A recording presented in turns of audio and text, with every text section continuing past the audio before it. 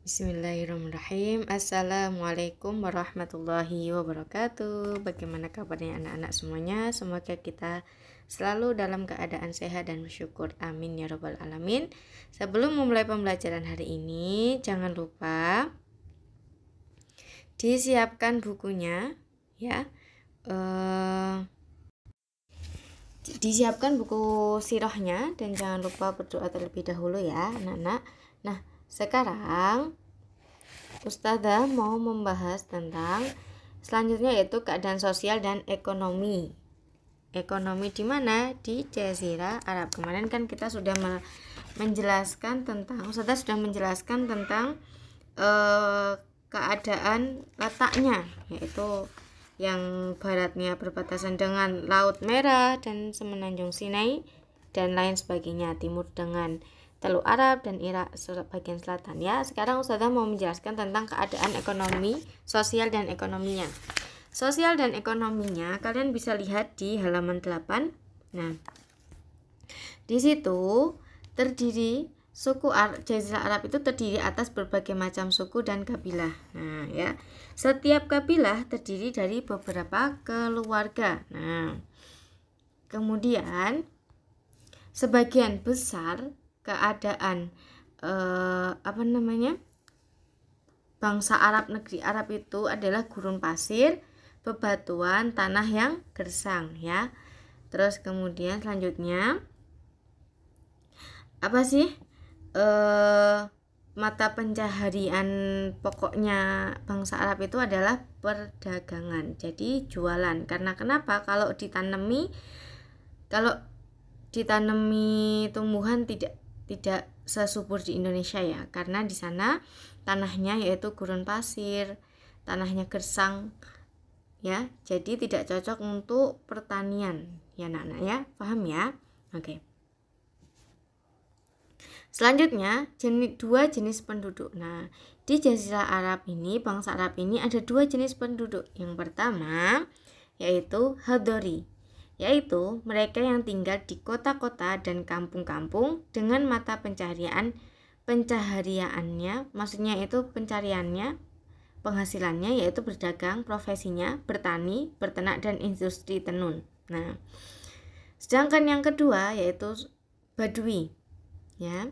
Badui itu mereka yang hidupnya tidak menetap, berpindah-pindah tempat dari satu gurun ke gurun yang lainnya. Mata pencaharian mereka mengembala unta dan kambing guna memenuhi kebutuhan hidup seperti susu dan dagingnya. Ya anak-anak ya. Jadi mata pencaharian Hadori dan Badui itu berbeda. Ya.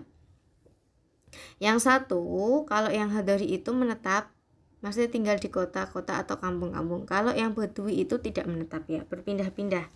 Nah, kemudian, tadi Ustazah sudah jelaskan ya kenapa negara Arab tidak cocok untuk bertanam ya, karena di sana keadaan alam yang berupa batu-batu keras dan keterbatasan air, baik air dari bumi maupun air hujan, sehingga perdagangan merupakan pilihan yang paling cocok untuk bertahan hidup. Nah, oleh karena itu pada bulan-bulan haram, bulan-bulan mulia yang diharamkan berperang, beroperasilah pasar-pasar Arab yang dikenal dengan pasar Arab yang terkenal itu Ukaz, Dzilmajaz, Majinah dan lain sebagainya ya.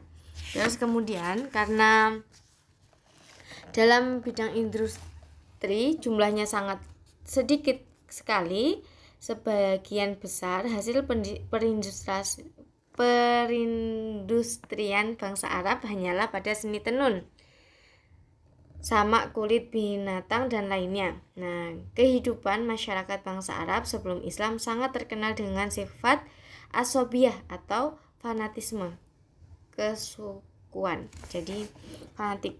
Terus, mereka itu juga berlebih hidup dan mati siap dikorbankan dengan membela suku. Nah, kan tadi karena fanatiknya, jadi mereka itu siap mati demi membela sukunya. Sifat inilah yang menyebabkan bahwa terjadi peperangan antara kabilah atau suku ya. Jadi mereka itu sangat fanatik maksudnya itu sangat sangat percaya dengan apa yang dia percayai, maksudnya ya kayak gitu. Terus kemudian mereka itu siap berkorban, nyawa pun siap jadi taruhannya ya anak-anak. Nyawa itu siap jadi taruhannya mereka. Kemudian akhlak buruk yang dimiliki oleh bangsa Arab itu yaitu bermuamalah dengan riba, suka berperang, kemudian membunuh anak perempuan. Ini kenapa membunuh anak perempuan atau mengubur anak perempuan hidup-hidup? Karena mereka malu dan menganggap aib. Nah, keadaan ini terjadi pada zaman jahiliyah atau zaman kebodohan dan kegelapan. Nah, selanjutnya yaitu akhlak terpuji. Nah, selain mereka punya akhlak tercela, tapi juga punya akhlak terpuji, murah hati, menepati janji, menjunjung harga diri, pemberani, percaya diri yang tinggi, memuliakan tamu. Ya anak-anak ya, inilah gambaran singkat tentang kehidupan sosial masyarakat Arab jahiliyah sebelum datangnya Islam. Setelah diutus Rasul, maka diharamkan akhlak-akhlak buruk tersebut dan digantinya akhlak-akhlak yang baik ya. Kemudian sesuai dengan Al-Quran surat Al-A'raf ayat 157, dan dia menghalalkan bagi mereka segala yang baik dan mengharamkan bagi mereka yang segala buruk. Nah, ini setelah Islam datang, setelah Rasulullah datang pada bangsa Arabnya. Nah, cukup sekian dari Ustazah. Paham ya anak-anak ya? Untuk tugasnya nanti kerjakan halaman 12 bagian A ya. Bagian A saja, yang soal 1 sampai soal 8. Selamat mengerjakan. Sebelum kita tutup, saya mohon maaf apabila ada kesalahan. Wassalamualaikum warahmatullahi wabarakatuh.